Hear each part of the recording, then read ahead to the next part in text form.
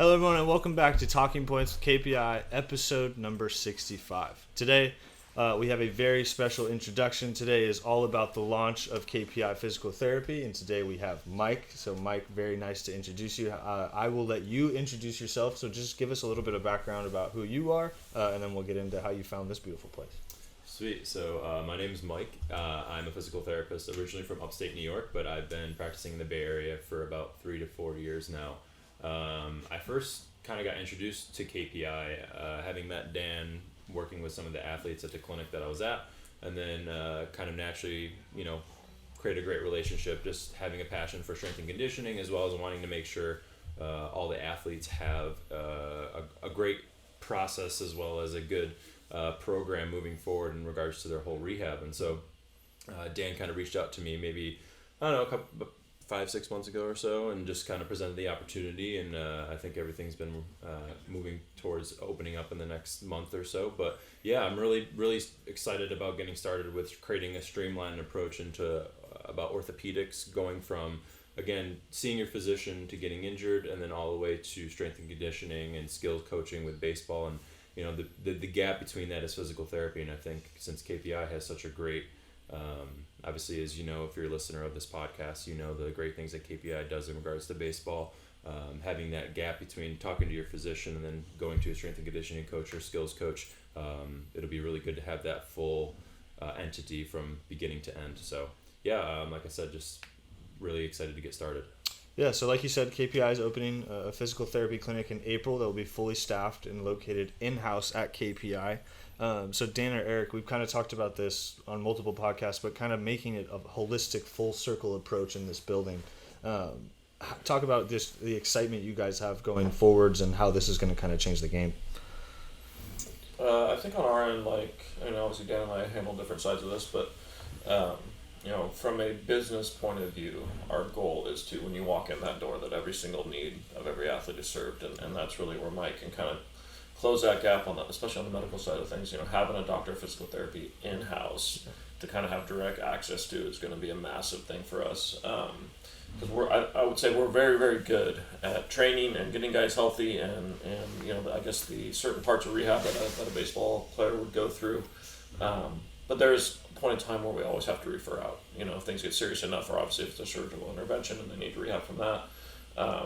And then, a lot of times a guy has surgery and then we don't see him for a while, or a guy came to us after surgery, to kind of take that next step in his rehab where he gets cleared from a PT. So now we don't have to try to go scramble around to figure that out. We have someone in here that's working in the same office and has an open door and already integrated in our system. So I think that's going to be massive for us on that side of things. And I know, Dan will speak to this more, but having someone on the front end, here's some preventative things we're going to implement now. Here's how we're going to enhance our assessment process with Mike's expertise. Yeah, I think there's a lot of problems we're looking to solve with this setup.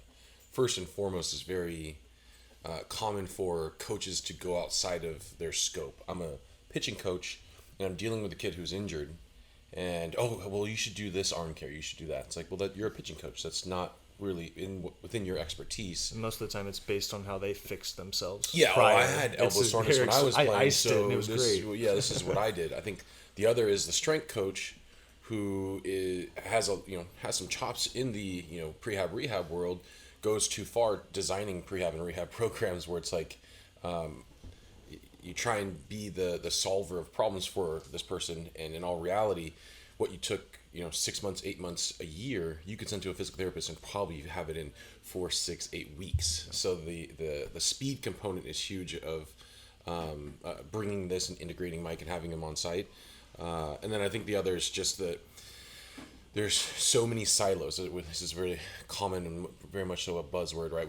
We want a siloless approach. We want to try, and we're not trying, but we're going to have each area covered, and we're going to have an athlete have the opportunity to work with the person who is most important for them at that point in time. And I think, again, the loop will be complete once we get Mike up and running and dialed in and working within our systems. Yeah, and I think that goes the other way too. Like with physical therapists I've seen and worked with and talked to, sometimes they try to go too far into strength and conditioning or skills. Not that we're not qualified to do so, but sometimes, I've heard of physical therapists trying to change pitching mechanics when they don't really understand, or how to change a golf swing, or perhaps, change things from a skill perspective that maybe they don't really have business changing. And so I think with this, like you said, it's from both sides. It's going to be making sure that when they need skills training or they need physical therapy, they have the right person to see. Yeah, I think the throwing one is an easy one, right? Physical therapist, whether it's surgical or non-surgical, ortho hands you an athlete and says, okay, hey, this is what needs to happen. You are the best person to work with that person.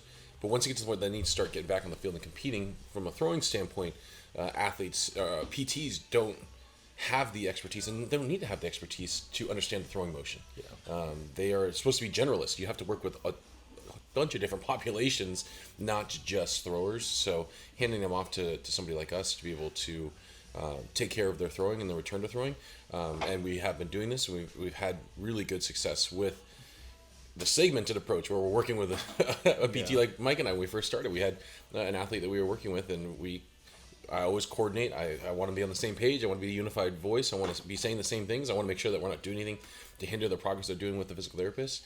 And it worked. And I think having them on site now is going to make that process even easier. Oh, absolutely. And so, like we talked about, the segmented development system that does not communicate and work together for athletes will not work, right? That's why we try to create a holistic approach in this building to make sure that everybody is on the same page at all times. And especially the athlete, they come first, so making sure that their priorities are being met no matter what is going on in the building is very extensive, and that's why Mike is coming along. But KPI, we have an extensive background in development and keeping athletes healthy. KPI has physical therapy to not only help treat KPI athletes, but to help guide KPI's developmental systems with health-first focus. So question to either Dan or Eric, but how do you see the systems now that you have created prior just elevating now that Mike is able to kind of make it come full circle? I liken our systems probably 2 to 3 years ago of like being like a butter knife. It'll get the job done. Yeah. It's not going to be the most effective tool, right? Yeah. I think now we're more like a Swiss Army knife. We have a lot of different systems. We have a lot of different programming. We have a lot of different assessments and tests to be able to meet a lot of different injuries that pop up over the course of throwing.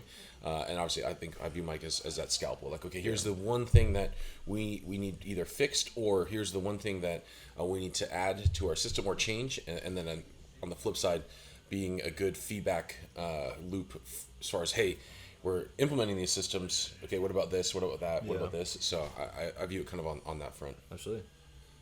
And then so Mike, like coming into this, obviously there's systems built around it. So how do you think that you can come in and just kind of make it flourish? I mean, it's maybe working on my end first and being like, okay, where are like the holes in my rehab, or at least holes in my systems, and then also seeing where, and communicating with you guys of like, where are your holes, and then see if there's any overlap, because those are two things that we could both like work on together. And then after we move forward together, it's like, okay, where are we seeing issues? Like, this isn't expected to be perfect like anything right off the gate, right? It's like, let's get these guys in, let's get your system going, let's see how I do things, let's move together, and then once we find the holes that we both agree on or things that we think that need improvement, we both prioritize and move forward together, as opposed to, oh, this is most important to me, this is most important to you, we're going to both go in different directions, because that's not how a team works, right? So I think first off, it's making sure that we're, all on the same page in regards to what we're good at, what we're not good at, what we need to what we both want to improve on, and then moving together as a team, as opposed to, again, individually, what you've described before, where if you're a strength and conditioning person, or maybe you're somebody who refers your kid out to another physical therapist, you're going to get different opinions, who have different priorities, who have different goals. And again, like, the importance of having the same goals and having a like-minded team is really, really important. So I think me coming in here is making sure that we're on the same page as the systems as well as a problem, and just, again, moving forward as a team rather than as an individual. No, for sure. Just think of the power of what we can create, I think, long term, once we do kind of get integrated and get comfortable with molding those systems. But like, if you're, let's say, a high level pitcher that wants to stay healthy, or needs to rehab from being banged up, you're going to come in here and you're going to have a certified strength coach give you an assessment. You're going to come in here and have certified arm care specialists measure your arm care scores with advanced technology. You're going to have people that are experts in force plates. Look at your different stress levels in the central nervous system orientation. You're going to have pitching specialists design your programming, and now you're gonna have a doctor of physical therapy to oversee that whole process to make sure it's set up in a health first focus. Like that's the jam. Like, and I think that's the goal that we're really going for here is like we can provide so much when you walk in that door that it's just undeniable. And I think the flip side of that spectrum, you're the 14-year-old who's had arm pain, or a 12-year-old that's had arm pain, and you're, you know, either your parents don't listen to you, your coaches don't listen to you, or your parents are trying and they're trying to navigate this health system to get you to the person that they need to get to, and you got to jump through every single hoop. And oh, by the way, you're at Kaiser. Yeah, sure. And you jump through the entire system to the point where it's taking several months just to get an MRI or an X-ray, and then to get the person to actually read it so it can tell you what your diagnosis is. You've wasted so much time. And I think we talked about all this time, the time, energy, and money, right? So time is the only one that's not renewable. We cannot waste time. We have to be as efficient with that as possible, and that's why we want to bring Mike into the building, because it will expedite everything that we do here. It'll make it easier, make it faster, and it's in the best interest of the athletes. Especially when it comes to injuries. I mean, the time component is extremely huge. I can't tell you how many times I've had patients who are ACL and they waited a month just to go in and see their primary care doctor when they could have been doing prehab or rehab for their ACL surgery, or they had a shoulder injury and then they waited and they didn't get healthy, and they've been kind of half, they're not giving their full effort into their workouts and they're getting gradually weaker, and then by the time the month comes around you see the physician doesn't really say anything, and then you finally go see your PT after 2 weeks and it's like, well, what have you been doing for 6 weeks? They're like, I've been doing nothing. So that, like Dan had said, that time component is enormous. It's so important. And if you can get in to see a PT faster, immediately after an injury, it's gonna make your rehab go a lot smoother, and also probably get you back sooner as well. I think, and again, the PT giving a kid, hey, 4 to 6 weeks off, an ortho, 4 to 6 weeks off. It's like, hey, you have a trusted site where you can send them that. They should be training around this, right? Especially with our throwing injuries. Like, and I've trained athletes that are like a week post TJ or ACL, and they're in the weight room working on the other side of their body, working on all the other areas that we can tackle. And so having that connectedness of, okay, I'm in charge of their rehab, here's everything they're not allowed to do, but anything else, throw it at them and then say, oh, yeah, here, this is what they're doing. You're like, oh, perfect, go for it. We're not wasting time. They're not just sitting at home doing nothing for 6 weeks. That's a lot of time to get worse at everything that you could be getting better at. And when they get done with that rehab, like let's say Mike has them for a month, he just walks through the door and hand them off here. Like imagine the seamlessness of that. It really is the vision. So I was that was my next question, is how, and it's kind of an open question to all three of you, but how, and Mike, you can come at it from the PT angle, but how does having such easy communication in-house, right? Obviously, this is that was that whole talk of you have to go here to talk to this person, you have to do this to talk to this person. How seamlessly does this make the process, not only for the athlete, but the parent that's worried about their injured kid? Let me take this one first, because I typically am in charge of this. So kid gets hurt. Yeah. Say whether they show up at our door hurt or they've been training with us, things happen, people get hurt, refer them out. Once that timeline starts, okay, boom, I need to figure out what's going on with me. I then go to my primary care. My primary care then refers me to an ortho. My ortho then says, I'm going to get an MRI. That's as best timeline, best case scenario, and that's going to take several weeks. So I'll go through the entire process. Once they get back and they see their physical therapist, I then will go and reach out to the PTs. That's how I met Mike. A kid comes in, I'm dealing with his injury. Okay, hey, who's your physical therapist? Boom, give me their contact info. Some places, great, they answer me. I can literally get their personal cell phone, and we're seamless now. We're working together, right? Other places, it takes weeks. Other places, I can't even find an email or a phone number. Other places, kid goes, oh, I was working with, and then the next time I went and I worked with, and they can't even remember the person's name. I think having Mike on site where it's just like, again, boom, we're talking about this, we're on the same page, it just, again, expedites everything. And so we talk a lot about it from our side, obviously, but really shine light on how important, and especially in your field, the communication of understanding, okay, I can now talk to the parent, I can talk to the coach, and I can now talk to the physician who is taking care of the child all seamlessly in one place. How is that on the PT side? How is that very important? I mean, as a physical therapist, that should be what you're doing anyway, and not that, if you're not doing that already, not to like shame you, but it's just like from a perspective like primary care and being able to dish out to different providers what the patient needs. I mean, physical therapists are kind of in this juxtaposition of like perfect ability to communicate with everybody, right? We know a little bit of strength and conditioning. We know a little bit about the medical side of things, and we should be the communicators or the orators of your patient, right? Like we have the people skills, we have the ability to communicate in an effective way, and so obviously having relationships and being close to you guys is essential. But I mean, if you don't have a physical therapist or a provider who's just willing to go the extra mile to talk to the other people that are involved with your health, it might be time to try and find somebody else in general. I mean, it's getting better now. I've seen a lot more providers across the country try to be better at this, but there's certainly different areas where that does not exist. And I've had conversations with chiropractors, physicians, strength coaches, etc., from many different schools in this area, and they're like, yeah, you're the first physical therapist that I've talked to who cares, or not really That's cares, crazy. but just, is interested in knowing what I'm doing with them. And so for me, it's amazing because if I already have a relationship with you, it just makes the communication, it makes my job a lot easier that I'm already doing. But to a point, if you're an athlete who, again, if they're your physical therapist, your provider, and isn't reaching out to the team of people who work around you, and you don't feel like you're being heard, it may be time to find, somebody else, or just, communicate to them. They I really would like you to talk to my strength and conditioning coach, and maybe you should be the advocate for your own health, so to speak. Yeah. I think there's times where I get some surprise from PTs or chiros that I want to reach out to and talk to. Positive Surprised by surprise. you reaching out? Yeah. I think that it's Interesting. think about it. Do you think a pitching coach or a hitting coach ever reached out True. to No, a you got a good PT or an ortho when they got a kid with a hurt back or Yeah. burn arm? They ain't calling those people. No, they're not. They So don't. I think it's positive, right? It's like, oh, this is awesome. This Yeah. person is reaching out and genuinely wants feedback, and I'll send workouts like, hey, here's what the plan is. What do we need to adjust? Or what is your plan?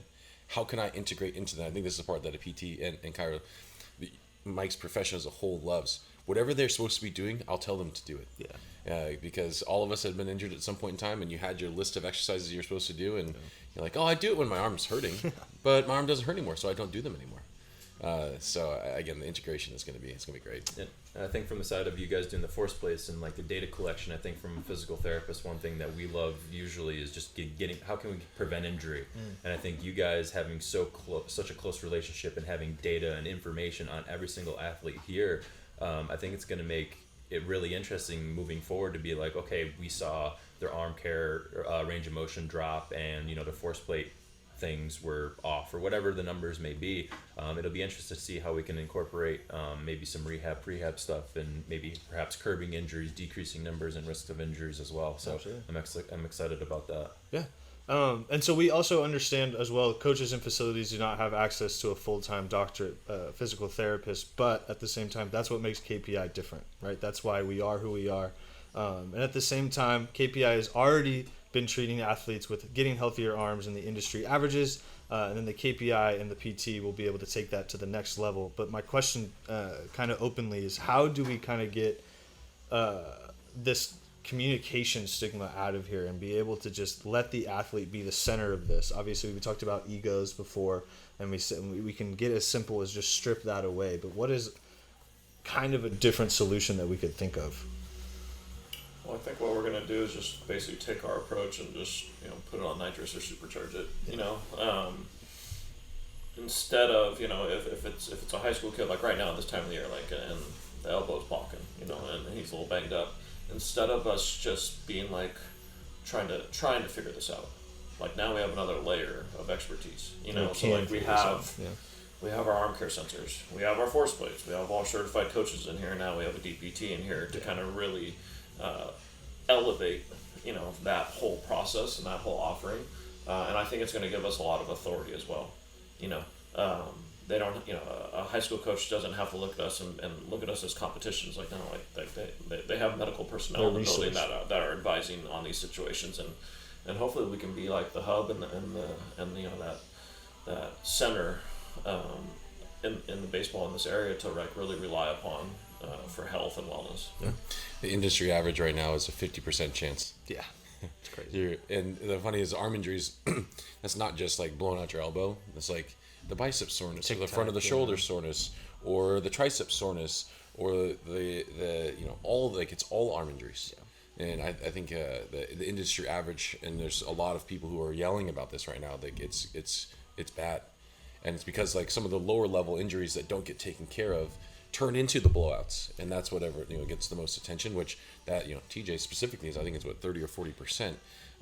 It's getting to the point where the current system and the way of doing things does not work, and we have to put our egos aside and say, hey, if Mike's smarter than me, he can fix this problem faster than me, then he should do it. And we should do everything we can to make sure that athlete gets access to that person. For sure. Right, and too many athletes, Dan just mentioned it, but too many athletes get caught in the disconnected system where the development and medical worlds do not work together, right? We talk about that communication piece. But here at KPI, when an athlete gets to create his own ecosystem with all of his coaches, trainers, and medical personnel, we are working together to help the athletes see their dreams become a reality, and then anything is possible for that athlete. Like we've kind of talked about from day one of this podcast, it's athlete-centered, athlete first. Kind of put your egos aside, right? And I think Mike is going to allow the ego-filled room to kind of just dissipate and understand that a holistic approach is really how you're supposed to go about this. So, Mike, any kind of last words for the future? I'm just excited to get started again. I think baseball is a very unique sport in that it's not often that we push the end range of emotion repeatedly over and over and over again and command that from an individual, and even you guys command that individual at a young age over and over again. And like Dan had pointed out, the numbers of injuries is something that is a cause of concern, from not just from the professional level or collegiate level all the way down to the minor league and like I said, the kids. So it's something that we should definitely continue to work on in regards to figuring out what are some steps that we can do to put objective data in the hands of the right people who can communicate with one another and get kids back to baseball sooner and faster with less injury risk. Because again, the last thing, and we show this again and again with research, just getting injured is in and of itself something that you just don't want to do, and it makes it really challenging for the rest of your career if you do get an injury. So it's something that we want to prevent rather than get an injury, push through it, which is kind of the mantra, which it is right now. And of course, being a competitive athlete, that's something that you got to do on a daily basis, right? Like you got to push and you got to be better. But if we can try and make it so it's a little bit more strategic as opposed to, like you guys alluded to earlier, as guessing, I think it'll make a better decision later down the road. So looking forward to all that, and just again being a part of something great. Sure. Some like nuts and bolts information. Like we're shooting for an April 1st opening. We're grabbing like 1,300 square feet on the other side of this wall here. So he'll have his own space. It's not like we're working him into our space. Yeah.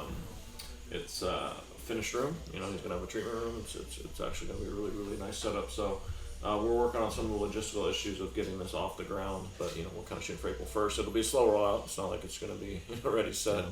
Mike's got he's got to transition from another job, and so this will be a process, but we're gonna have booking available. We're gonna have some integrations with our systems that we're working on. So it's coming soon. Kind of just I would say keep heads up on social media. Absolutely. And on how we're gonna do this. I'd say the only thing I'd add to that is it's gonna be all people. Yep. It's not just baseball players. It's not. It's all athletes. It's all people, and anybody who needs to see a physical therapist. Mike can work through. You could low back issue at 55, or tweak your elbow when you're 12. Like it's going to be for everybody. So yeah, if you're a parent or an athlete who's listening to this who went through KPI and now you don't, you no longer play baseball, or you're just somebody who just wants more out of a physical therapy experience than just the typical run-of-the-mill stuff that you normally get, I think it'd be a perfect fit here over at KPI. No, I agree. All right. Thank you guys very much for listening to Talking Points with KPI episode number 65. This is the introduction to Mike, our doctorate physical therapist. So thank you guys very much for listening. Please go follow us on all of our social medias at Instagram, Twitter, Facebook, and TikTok. And then please go subscribe to the YouTube channel at Kinetic Performance Institute. Thank you guys very much for listening. Have a great day.